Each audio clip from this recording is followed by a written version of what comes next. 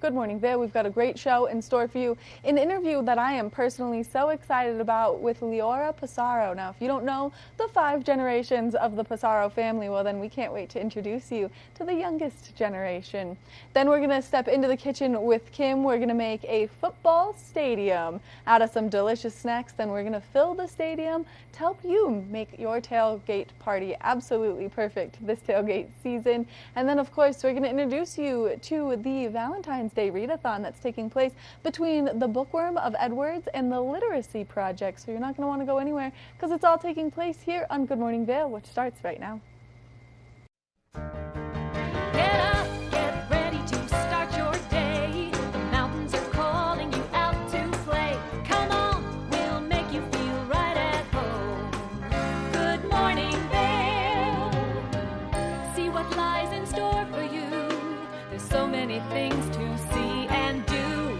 Summer, winter, spring, or fall. Your home in the Rockies has it all. So get up, get ready to start your day. The coffee's brewing, you're on your way. The fun is waiting outside your door. Good morning, Vail.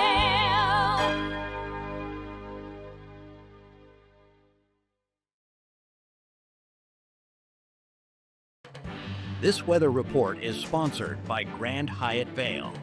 Indulge in the bold flavors of Makoto at Grand Hyatt Vail. Make your reservations today.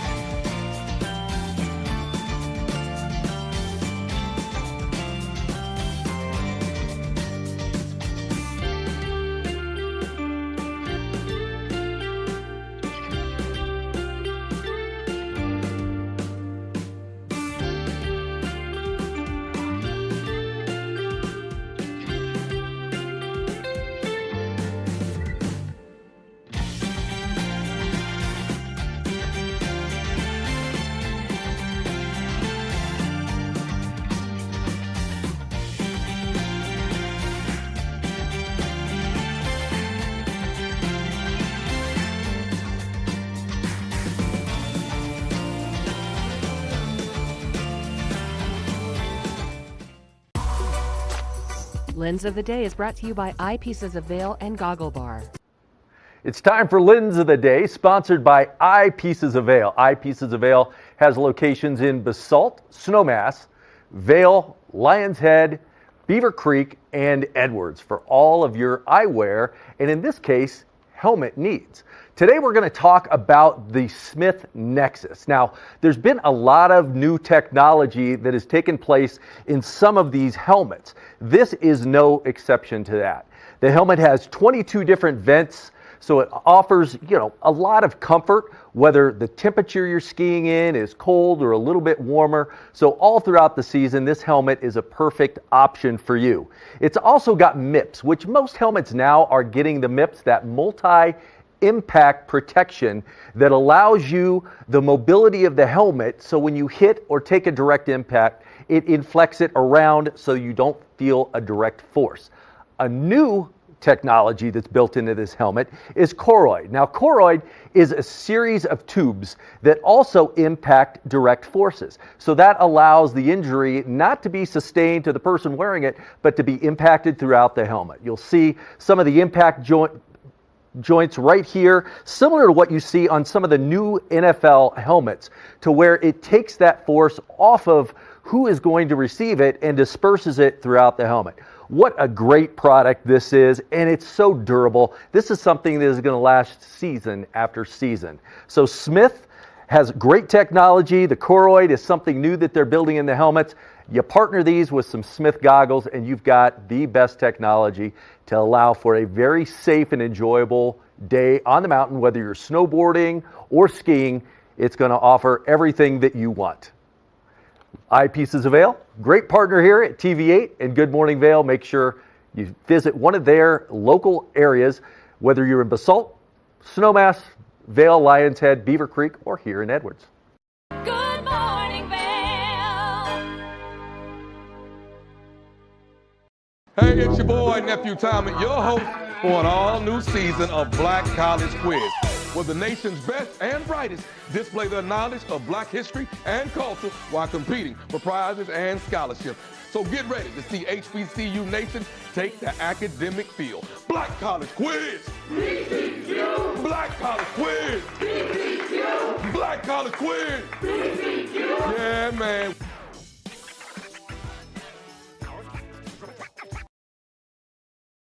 Welcome to Hiring America, the television program that helps veterans find jobs and transition back into civilian life. Hi everyone, I'm Gigi Stone Woods. I'm truly honored to host this vital program. Reach out to the opportunities you see on this program by logging on to our website, hiringamerica.net, and by following us on social networking sites such as Twitter. We'll keep that information available throughout the broadcast and on our website 24/7. Now, let's get down to business. Good morning, Vail.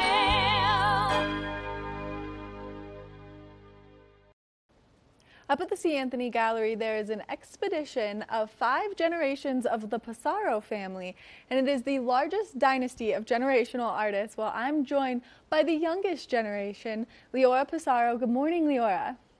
Good morning. How are you? I'm so wonderful. Thank you so much for taking the time to chat with us this morning. My pleasure. Now, for people who don't know the history of the Pissarro family, can you give us an inside look? For sure. Somehow there are a large number of painters over 5 generations, 150 years, 4 generations above me. Most are not here anymore, but for those who I grew up with, it was a very vibrant, creative, intellectually stimulating atmosphere that covered all spectrum and all angles of the art world. So we have painters, art dealers, art historians, art critics, auctioneers. Every kind of scope of the family works in art, and it's just been really inspiring. Really unique experience, and very humbling, very beautiful, very high energy, and always evolving and moving, and something I think was very contagious. I get asked a lot if I thought that art, the ability to be good at art was genetic. And I think it was more contagious than genetic. I think you tend to thrive in an environment that seems like happy and positive and enjoying something. So I was part of that environment, and it felt really inspiring to me. Which I think is so wonderful, because you do come from such a long line of artists. Your mother is an artist, your grandfather is an artist, his father is an artist, and then Camille Pissarro, of course, is the leading legend of the family, which dates back so far into Impressionism. Now, as you grew up with such a family that was so rich in the history of the arts, what was it like? It's a great question. It was always very colorful. It was moving at the speed of light. You know, I would see paintings being made in my mom's studio, and I would get very attached to those pieces. I loved them, and then they would leave, and you would get used to this fast-moving pace of seeing something go from an idea in your mind to a reality to then the next idea coming in, and that one shifting and leaving. And my mom's studio was sometimes open, and I could go into it and pick up canvases and paint with her and be a part of the process with her. And it was sometimes closed, and it had a red light on it, and that meant don't disturb, and she was in a process. And we learned to respect that as kids, with, you know, her studio being in the house. We would go visit my grandfather. He lives in Ireland, her father, and he was an incredible teacher for me, and someone who still paints in his late 80s, and still teaches, but, you know, like never, I think, doesn't miss a day without painting. And I have, you know, 2 siblings, and they are both very creative. They work in art dealing and in set design and in clothing, but they didn't pick up the medium of painting in the same way that I did. And I just really loved it. I wasn't necessarily always very good at it, but I enjoyed it. And that was a complicated experience to have because when you come from a family that has legendary painters in it, you want to be really good, but you're also young and you're learning. And that was part of my process too, was kind of understanding my own pace and allowing myself to train outside of the eyes of the public and what people might think before I had ever even really like published work. Which I would imagine has to be scary because coming with such a powerful last name means that there are high expectations, but your work is so unique and it's so beautiful from the entire family scope. There is so many different varieties to choose from. So who is the most influential artist in your family and how did they inspire your art? There's maybe a tie between two. I think my mom is my most influential because she was my main teacher. Each generation was taught down. So she grew up with her grandfather, Pulimil, and she was taught by him. But because I worked so closely with her, she trained me from a very young age. I was homeschooled in painting.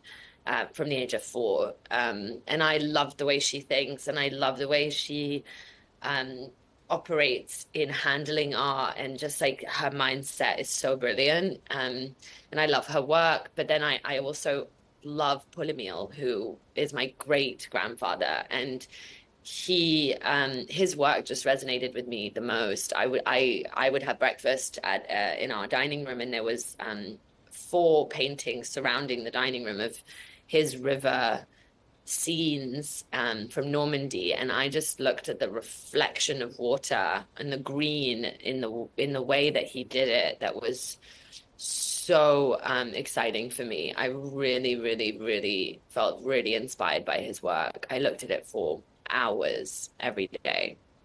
And then, of course, your family is most known for their work in Impressionism, which reflects reflection, light, and vibrations. Now, how has that translated to your work? Yeah, it's definitely an interesting question because the world has changed so much since Impressionism was founded. Part of why Impressionism was possible was the invention of the paint tube, and paint being portable for artists to go outside for the first time en plein air and paint outside. And now we have AI. Like, we're in 2 million different worlds. It's not even comparable. But I love the intersection of art and technology, and I overlay a lot of my landscapes with projection mapping and create these impressions of light using a projector. And I was given the reflection recently that my work was somewhat of a contemporary impressionism, that I was using technology to give the impression of fleeting moments of light in a similar way that they had. And I had never thought about that because we've moved so far from impressionism. We've just seen so much change. I still hold a lot of the themes that I grew up with. My work is focused on landscapes. It's focused on light and on the natural world. But I think the use of the technology and the way that I'm using it does speak to some of those terms that were founded back when Impressionism started. Which I think is so incredible. What a great way to go back to your roots and then modernize it. Your work is spectacular. I love the message that you put behind your work as well. I have fallen in love with the Pissarro family and each and every generation, from Camille to Paul Emile to your grandfather Ash Claude to your mother's work. I'm so excited to see you up at the St. Anthony Gallery. So you're coming for the weekend of the 14th and 15th in February. That's right, yeah. Thanks so much for having me. Of course, and then people can come, they can meet you, they can hear your stories and chat with you about the artwork from 4 to 8 p.m. every day, correct? Well, those 2 days. Yes, for those 2 days up there, and I'm always happy to talk to anyone at any point about any questions. It's part of what makes, I think, this family so special, is that it's very accessible and there's a lot of beautiful stories that were shared with me that I'm always happy to share too. Well, and you come from such a long line of great teachers, and so to be able to spread the knowledge that you have then learned is incredible. Yeah, definitely. I think the teaching aspect has been a really big part of how this family continued to paint for so long. I think it's because Camille, as well as an incredible painter, was first and foremost a teacher. And so was my grandfather and my mom, and I teach classes in New York, and I teach more how to enjoy something that you want to be good at, that you're not necessarily good at, rather than teaching the actual practice of the medium. I think we disregard things when we're not good at them, and I think I have a lot of students in my studio in Brooklyn who end up being able to find something that they enjoyed in the process of painting without having to become a full-time painter. Which I think is so breathtaking. Yeah, definitely. And I'm always open to teaching anyone. So that's something that is there. It's a fascinating journey into what we want to make and what we want to share. I agree, and I think it's so wonderful that you're keeping the legacy alive through this just large dynasty of artists that you come from. Thank you. Appreciate that. Appreciate your question. Of course. Thank you so much for taking the time to chat with us, giving us all of this great information, and we can't wait to see you up in Beaver Creek. Thank you so much. I look forward to seeing you too. See you soon. Yes. Make sure that you make your way up to Beaver Creek on February 14th and 15th. That way you can meet Leora Pissarro up at the C. Anthony Gallery. It's located next to the ice skating rink in the Gallery Promenade. We're going to take a short break, and when we come back, we've got more of the show, so stay tuned. Good morning, Vail.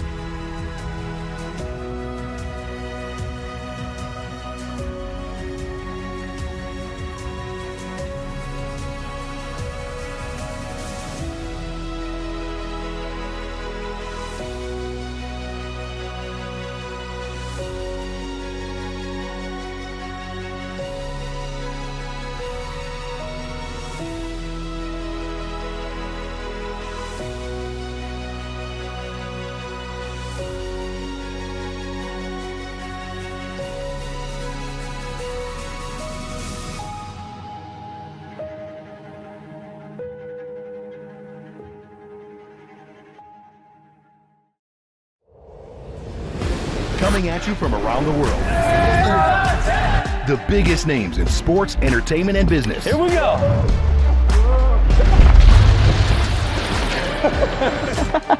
Yeah, there's no way.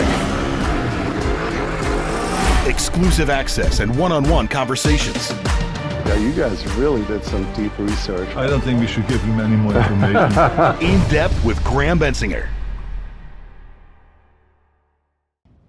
Did you know that all Eagle County residents and visitors can get a free Eagle Valley Library District card?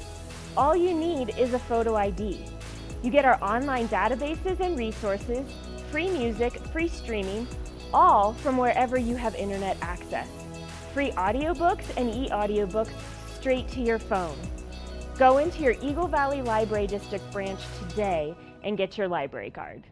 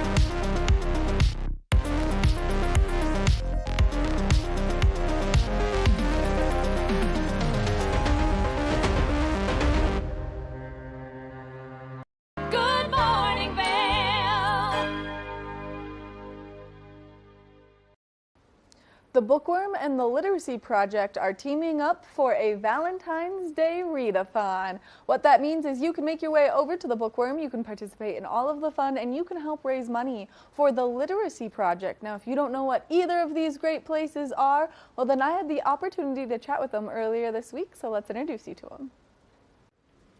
Welcome back to the show. Now, Valentine's Day is right around the corner, and there is a Valentine's Day readathon, and I'm joined by the partners that are making it happen. So I've got Colleen Gray from the Literacy Project, and then I've got Allie Teague from the Bookworm joining me. Good morning. Good morning. Good morning. Thank you guys both so much for being here. Thanks for having us. So for people who don't know what the Literacy Project is here in the community, can you give us a brief overview? Absolutely. We're a nonprofit, and we're located in all the branch libraries of Eagle Valley Library District, and we do one-to-one tutoring with adults. We have small group classes for English as a second language. We have a middle school program called Study Friends. We have one-to-one tutors working with middle schoolers. They go right into the schools to help them. We have Reading Buddies, which is a collaboration with the library district, and we have students from elementary schools coming and they're matched with high school students, and they do literacy activities. They enjoy getting to know each other and improve their reading skills. And we also have a program called Raising a Reader, which is a book bag that has 4 books, and it's distributed through our school districts, preschools. Which is so incredible because you're offering the power of reading to everyone. Mm-hmm. And some people, unfortunately, maybe didn't have that opportunity growing up. So it's great that you're starting with adults. You're working your way all the way down to those little tykes, and you're making it just easily accessible. Yes, we reach over 600 people annually. Wow, that's incredible. Allie knows I come into the Bookworm pretty frequently. I'm a huge reader. I come from a family of readers. And so what a place to escape is what I always say. I like to read my books to kind of fictionalize my life into that so that I can just have a break from everything that's going on in our world. And to offer that opportunity is so wonderful. You know, it's really exciting when somebody learns to read at a young age, or an adult who's learning to read because they missed that opportunity during their school years. Yes, and then it's a power that you get to have. It's a power you possess and you can carry with you for the rest of your life. So Valentine's Day readathon, it's right around the corner. Let's talk about what's going on. It's so much fun. We did a Halloween readathon in October, which was a blast. We are doing a similar idea to celebrate Valentine's Day, but it's also just going to go for like the whole month of February. I love it. Where we encourage kids of all ages to read, I believe it's 10 books for their grade level. That's appropriate for their grade level. And they get sponsored by, people in their lives, their grown-ups, their teachers, whoever, and to read those books. And then the money that they are generating for this readathon goes to the Literacy Project so they can continue doing their great work.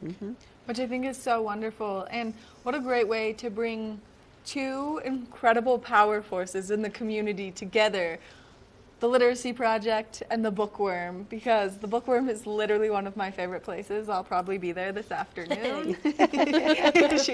she knows. I'm there all the time.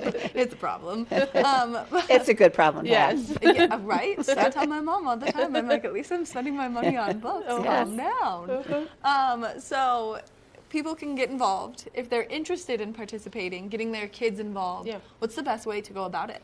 So we have these super cute book tracker sheets, and they can pick those up at the Bookworm, but if they can't come in, they can give us a call or shoot us an email. We can send the file to them electronically, and then they can turn in the hard copy to the Bookworm at the end of February, or they can email a copy to us as well. We're trying to make it more accessible for people who maybe can't make it to Edwards.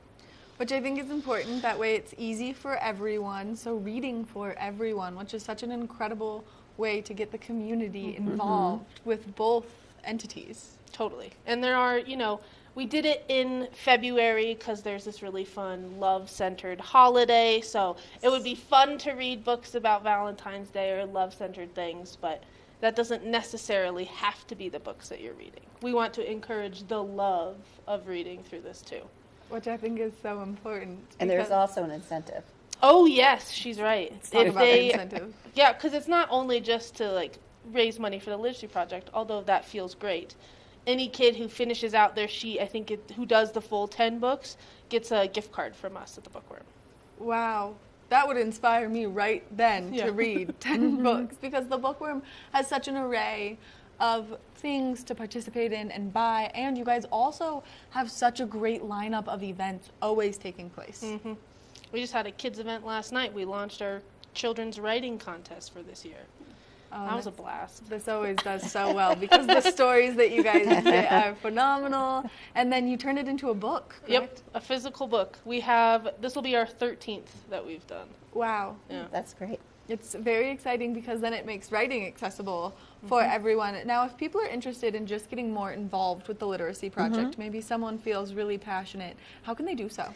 They can stop by the libraries and see us there, or they can go onto our website, which is literacyprojecteaglecounty.org, and it talks more about our programs there, and there's a volunteer application. So we always need volunteers to help us with all our programs. Which I think is really important. And then if people, of course, time is always one of the best things to donate, but if they can't donate time, maybe they just want to contribute a little money. Is that an option as well? We love their money. We love anything. You got it, we'll take it. It helps us to buy more books that we're distributing throughout the community. Which I think is really important because those Help a Kid Read bags that you're passing out to the little tykes is such a good way to just get those books in their hands. Yeah, that gives kids exposure to over 100 titles per year, so we're really impacting the families. Yeah, and I think that reading is one of those family bonding moments that you can enjoy together. I'm one of 6 kids. There's only 2 of us girls out of the 6. And so my older sister and I, that's what we do with our mom, is we book club. So we'll find a book, we'll all sit down and read it, and then we all get to discuss it, which really brings us all together even though we have such distance between us. That's awesome. Yeah, so reading, it saves your life, changes your life, betters your life. Totally. Absolutely. And then, of course, if people just want to come, the Bookworm has some great ways to get involved, to help make books accessible for everyone. You can adopt a reader, which I think is so wonderful. That way you're actively giving a kid a book a month. Oh, yeah. It's a really awesome program where we match kids who come to us from different organizations and schools who don't have great access to books at home for whatever reason. And we anonymously match them with generous givers. And the bookseller who runs that program, Audrey, knows what each of the kids' reading levels are, what language they're reading in even. We distribute a lot of books in Spanish this way. And we give them a book a month. And she knows, and Audrey makes sure the book is right for the kid. And we have, I think, like 200 kids in that program right now. Which is so incredible. Just a great way to get reading in front of everyone. And it's really fun because the Literacy Project has participated in that as well.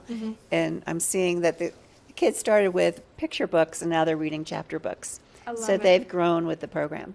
Which I think is so incredible. And we've got the website up right now, so it kind of walks everyone through the program, how they can get involved, the difference they can make, because you can get high school kids spending some time volunteering, donating that time, which looks great for the college application, but it also gives the opportunity to change a life. Absolutely. And the teenagers come back every session because they have so much fun working with the little kids. Of course they do. I love it. Now, if people are interested in, one more time, readathon taking place, they can get their sheet. Is there an age restriction on it for the kiddos? I think it's like kinder through 8th grade was the thought process, but I mean, if anyone else wants to participate, I don't want to turn anyone away if they're excited to participate. You're considering it, I can tell. I'm actively thinking about this right now. Just for the sake of reading and then getting to help raise money in the reading that I love to do, because I love to read. I buy an extreme amount of books. It's a problem. It's not, but it is. It is slightly a problem. It is. Well, I want to thank you guys so much for coming in, giving us the time to chat. For people who don't know where the Bookworm is located, what are your hours of operation and where can they find you? We are open 8 to 6 during the week, 9 to 5 on weekends, and we are in the Riverwalk area in the eastern corner, right behind E-Town and the Kind. Well, I want to thank you both again so much for being here. This is the Bookworm's website. Don't miss out on any of their events because you can get their events from their website. And then, of course, take some time, donate to the Literacy Project. That way you can feel good helping everyone get access to reading. Thank you. Thank you. Make sure that you check out the readathon taking place in February because it is a great way to get involved. You can volunteer with the Literacy Project. You can participate in the fun at the Bookworm. It's all happening here in our community. We're going to take a short break and we've got just a little Good Morning Vail left, so stay tuned. Good morning, Vail.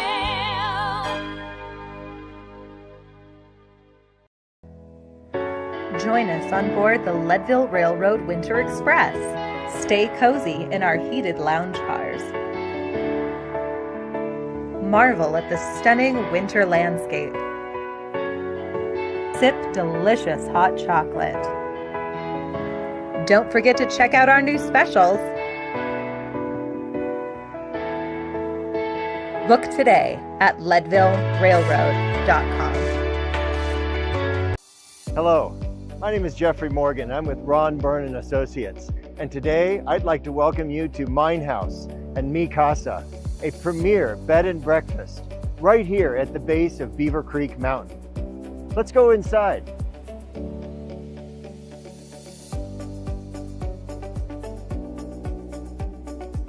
This property is currently being run as a bed and breakfast with 20 bedrooms, all with ensuite bathrooms. Right now we are standing in Mi Casa, and next door we also have Mine House. A wonderful opportunity to own a turnkey hospitality business, but it's also an opportunity to own it as a private residence. It can be sold all as one or in individual pieces, however you choose. So now that we've had a chance to show you these two amazing properties, Mi Casa and Mine House, We would love the opportunity to show you in person. Give us a call. TVA Vail is proud to announce the Wacky Winter Reading Program. We're asking children of all ages, K and even the teenagers going up to 12th grade, read 10 books or 1,000 pages by April 30th, 2025. You can find all the details on our website, tva-vail.com. Thank you to our sponsor, the lovely Eagle Valley Library District, where you can go pick up your book and have a great time. Have a great winter from your friends at TVA Vail. Good morning, Vail.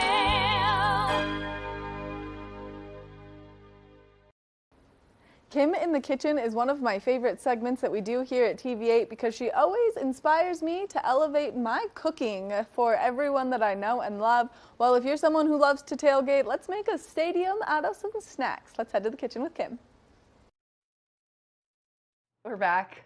We're here in the kitchen again. In the kitchen. Love it. Because there is a big game happening at the end of the week. That's and right. You've got to have all of the fun things to make it happen. Yeah. To entertain and to be entertained, right? Yeah. Well, we are going to make, everybody loves a snack and everybody loves dips, right? Right. What's your favorite dip?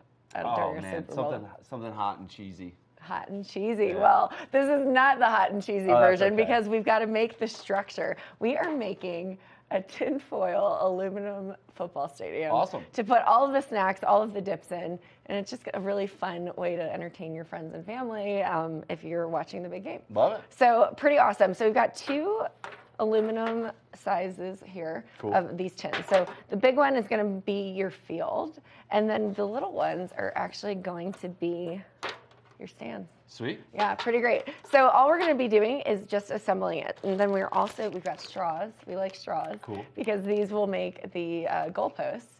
And so I'm going to task you with being creative and making a goalpost. All right. Love that. So we've got scissors here, and then you've got you can make this in like bigger versions of it, but we're just going to do a small one. A lot of these bigger versions, and I think you mentioned you've seen it, where you take Coke boxes. Yeah. Yeah, and I have no idea how to assemble that one, so we're not going to even attempt to do it on the television. This will work easier, I think. I think so too, and this is like a decent portion to serve to your friends and family, so you don't have a ton of food left over.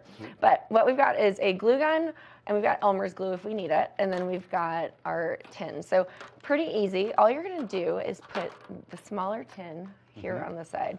So we're going to just hot glue gun the edges here, and we can make sure that this is still hot. It's hot glue guns heat up very quickly, but you kind of have to put a little bit of pressure on them to get that glue out. And we're working on, I'm putting it in 3 points of contact here, just to anchor it down.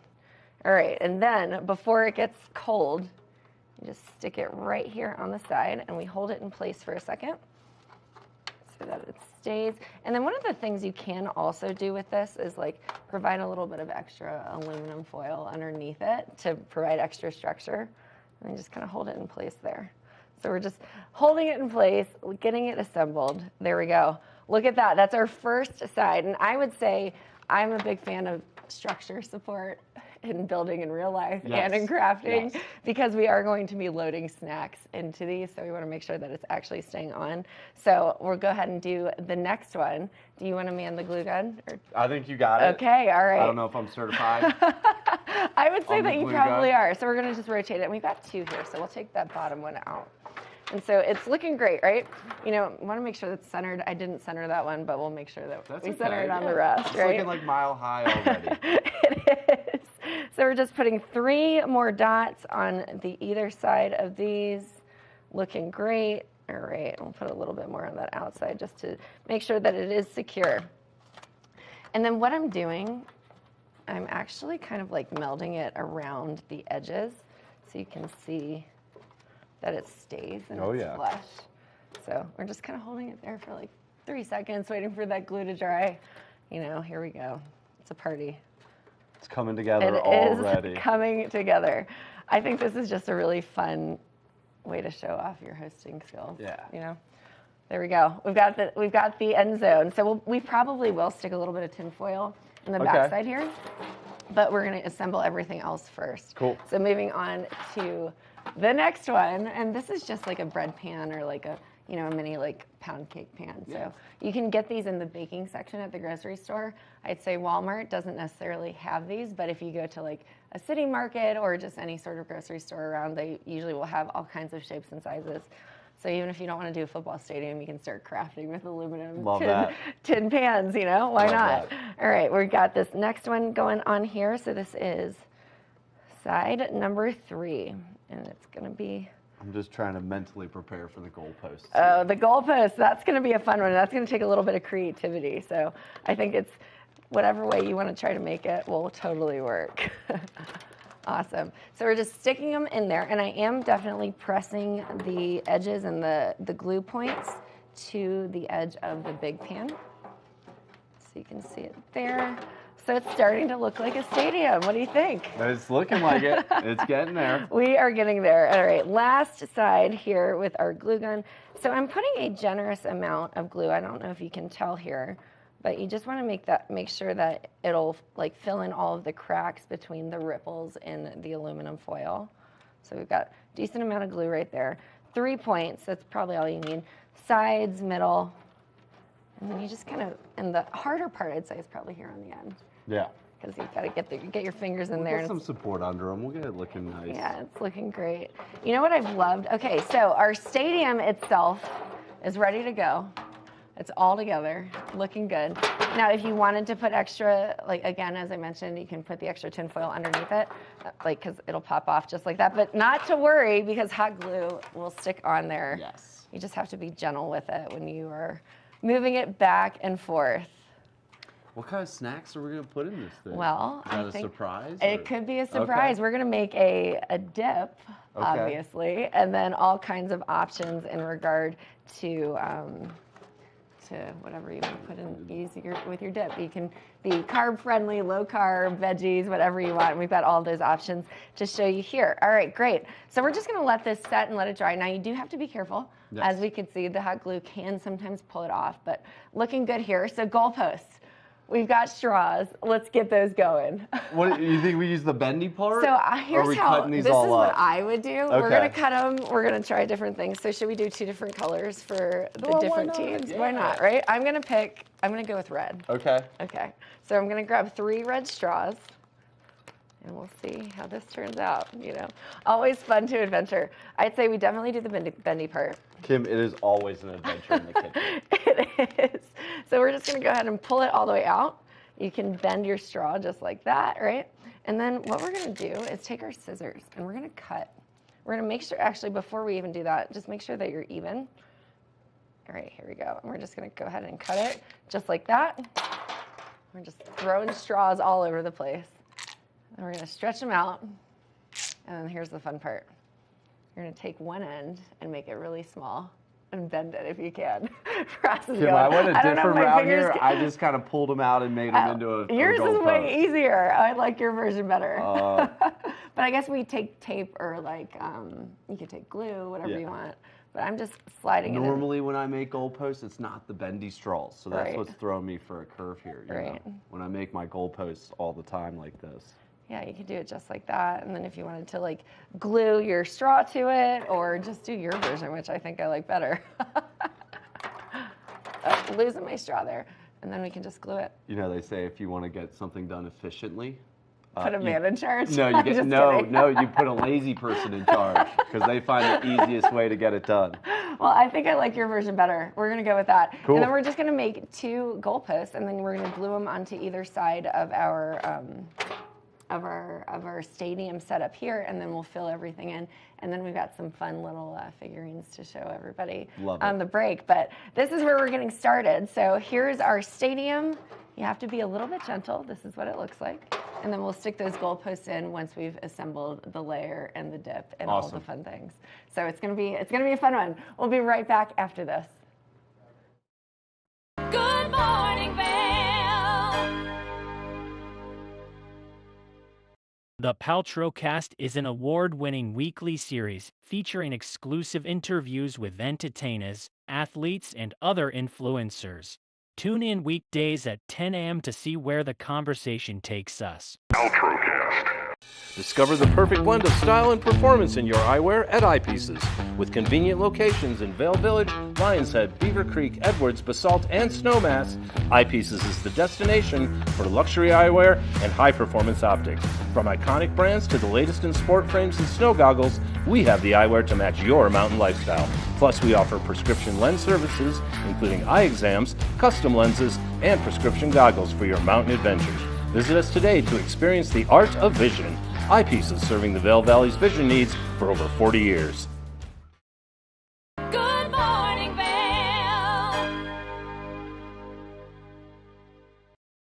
I think that Kim might be a genius. Now we're going to bring that stadium to life by filling it with some snacks. So let's step back into the kitchen with Kim. We are back. We're assembling. We switched sides. We switched sides. Now here's the best part, is putting the stuff into the stadium. Okay. Right? So, you know, the gates are opening, the fans are excited. That's They've been it. hanging out in the That's parking it. lot, and they are ready to get prepared for the big game, for the pregame entertainment. So we're going to go ahead and get that started. Now, I love a 7-layer dip. We're not going to do 7 layers because I don't want to use the lettuce that is typically in a shredded 7-layer dip. But what we're going to do, we're going to go ahead and get started. So what I'm going to ask you to do, there's a really fun layer that I like. It's sour cream and taco seasoning. Okay. So if you wouldn't mind, we've got just a small jar. We've got about how many ounces there? We've got a pound. About a pound. 16 ounces. 16 ounces of sour cream. And we're just going to put the whole jar into a bowl and then mix in the taco seasoning. Okay. So I'm going to let you do that. And then the first layer of our dip is going to start with, we've got this can of traditional refried beans. That's it. It doesn't need to be heated up. Just put it into the bottom of your pan. So I'm going to go ahead and open this can. We're going to use the whole can into the bottom of the pan here. And it's just going to be really, you know, we're getting the layer dip started. Here we go. I love how much is going into this. Right? This is going to be great. And I'm always like the worst. And don't try this at home, kids. When you can't get your can all the way open, do not stick your fingers in it. All right. Got it. All right. So, yeah, you're just basically, sour cream and taco seasoning is the easiest thing. I'm going to grab a fork here to pull We're this going to out. use this whole packet? Whole packet. So Cool. just get it in there, mix it around. And then we've got all of the other layers as well. Well, there we go. There we go. Got it? I'm just going to take this refried bean dip just like that. And it's the easiest. It's, you know, not the most appetizing looking initially, but we're going to get this in the bottom of the pan because it's just going to kind of hold everything and bind everything together from our dip perspective.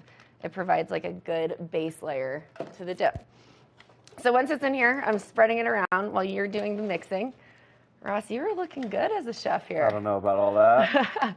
I'm here for moral support. Moral support, right? And I want to make sure that I'm not ruining the sides of my stadium. We could have assembled the dip ahead of time, but just to be on the safe side, you want to see what it looks like. All right, this is looking good. Nice thin layer of these refried beans on the bottom. Ross is doing great with the taco sauce, taco seasoning, sour cream. And then I think Ross, once you are done with that, we're gonna have you put your layer on next, so no pressure. Looks good to me. It's getting there. All yeah, right. Get it there. So go ahead and scoop it in there, and then I'm gonna do a little bit of a spreading around. Yeah, it looks great. So we've got three different kinds of veggies: red and yellow peppers, carrots, cucumbers. We do have a little bit of celery as well, so we do actually have 4. I'm gonna grab my celery. And then the cheese. We've got cheese, you've got guacamole, we've got shredded or diced up ground beef, we've got some pico de gallo. It's the perfect 7-layer dip. Love this. Minus the lettuce, so it's probably 6-layer dip. That's okay. Looks good to me. Awesome. Yeah, looking great. So we're just gonna spread this around, and that's the dip. So it's just sour cream and taco seasoning. It's a secret. Most people are like, what? And that's okay if there's some in the bottom, because we're just gonna stuff our fans into the crowd here. All right, looking good. Who doesn't love a good 7-layer dip? Are you a fan? I love it. Yeah, I am too. Why stop at 7? Why stop at 7? Just put all the flavors together. Awesome. Well, I'm gonna let you do this one. All right. That's ground beef, so it has been cooled down. You don't want to put it freshly hot right onto the dip, because it will, kind of make the flavors melt a little bit. And just dump it all in there and spread it around. Yeah, you can just throw it in and make it easy, and we'll spread it around. There we go. Just throw it Easy, in. just like that, right? So I'm spreading around the ground beef. And if you don't like beef, you can do this with like turkey. You could do it with sausage. Whatever you really want to. But personally, beef is the classic, so you got to go with it. Right, looking good, looking good. So next, what we would do is usually you would do the shredded cheese and the pico de gallo on top, but because we want the guacamole to be the field, we're putting that on last. So if you want to spread a little bit of guacamole or a little bit of pico de gallo around, just like that. Yeah, it doesn't have to be a lot, because we're going to use some of the cheese and a little bit of the pico de gallo to make the end zone and the hash marks. It's going to be great. My favorite part is going to be the red zone of this, I think. The red zone. Shout out to those who shall not be named, but a big fan of that show. All right, let's see. So we've got a little bit of this in here, and then we'll add a little cheese. So if you want to sprinkle some cheese in there. And you can really, this is the best part, you can be creative with this. Some people don't like pico de gallo, but they just don't have to eat the dip. That's all I'm saying. Yep, so we're just gonna mix that in. Looking great. There's our dip. Yeah, perfect. Doesn't have to be too much. No? Yeah, whatever. We're gonna put a little bit more to make the hash marks and the yard lines and all that fun stuff.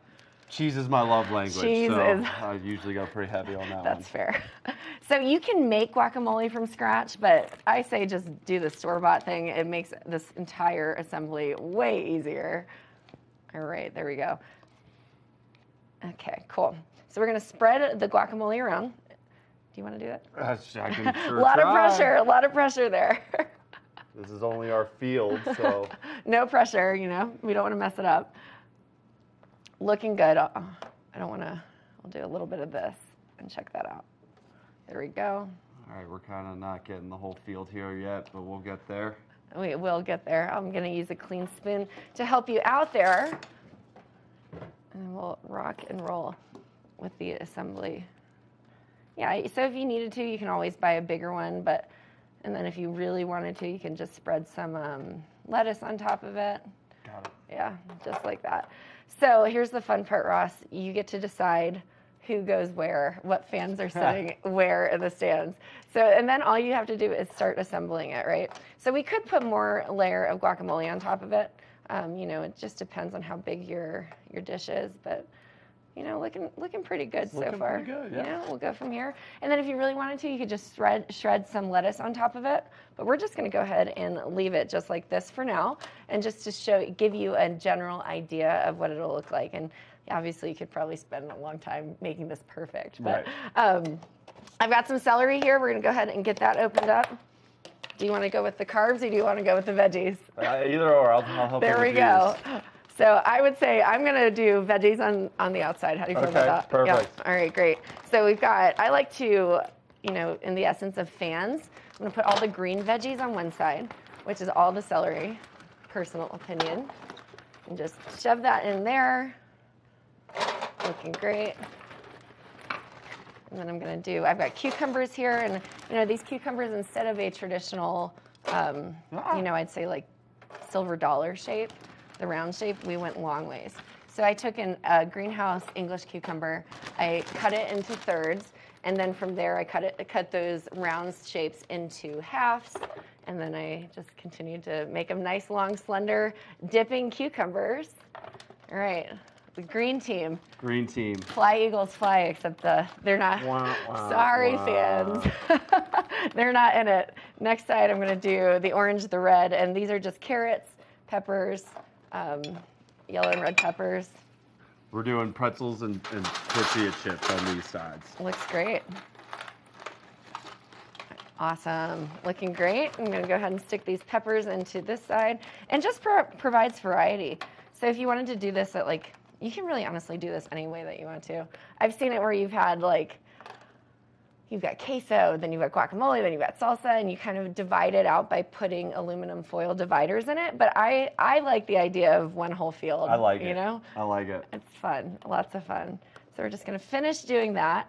And then once you've assembled all of the food, you've assembled, you know, the stadium, the straws, then you get to start decorating it. You know, you can take little toothpicks and make figurines. Awesome, look at that, looks great to me.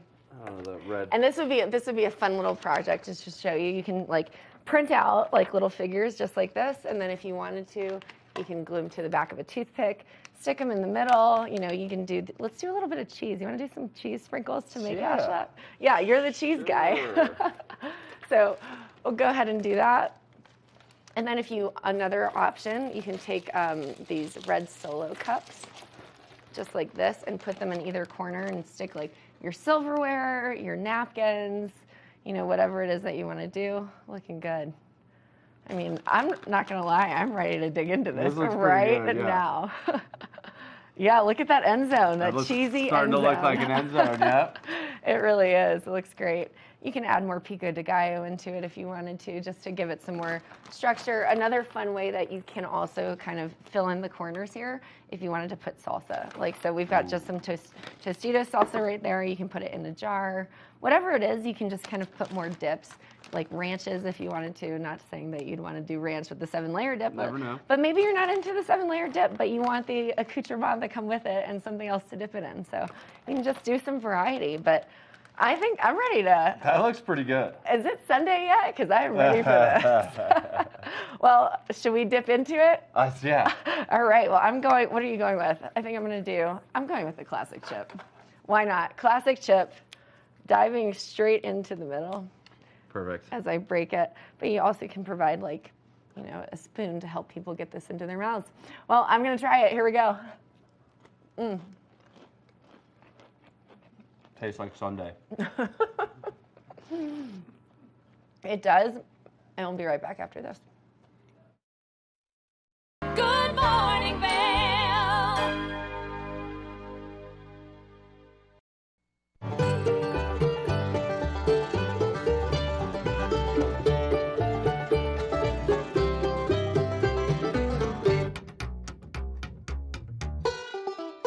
Next up, we've got a special duo from two of the best voices in the bluegrass and country genres. We know you're going to love this one from Melanie Cannon and Willie Nelson. Here's Back to Earth.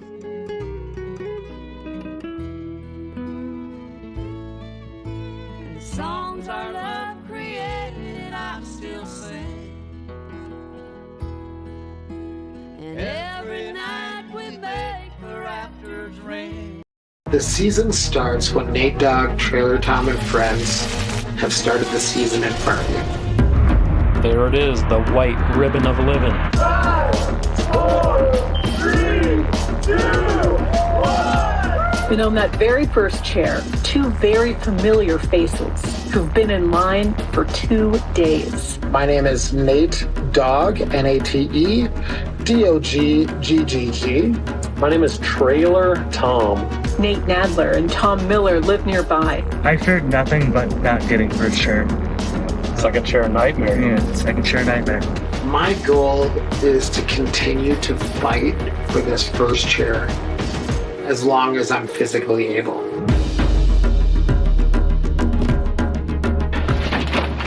First chair coming at us one more year.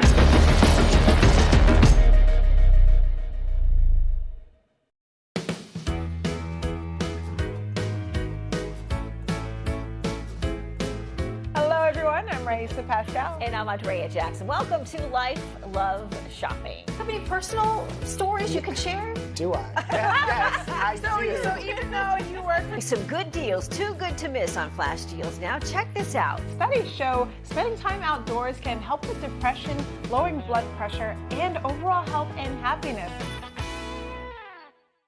Good morning, Vail.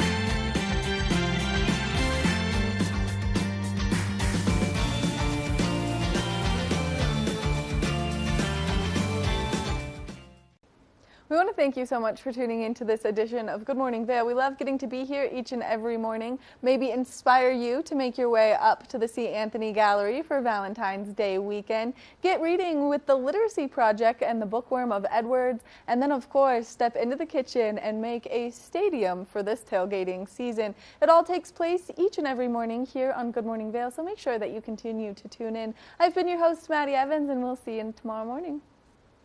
Good morning, Vail. See what lies in store for you. There's so many things to see and do.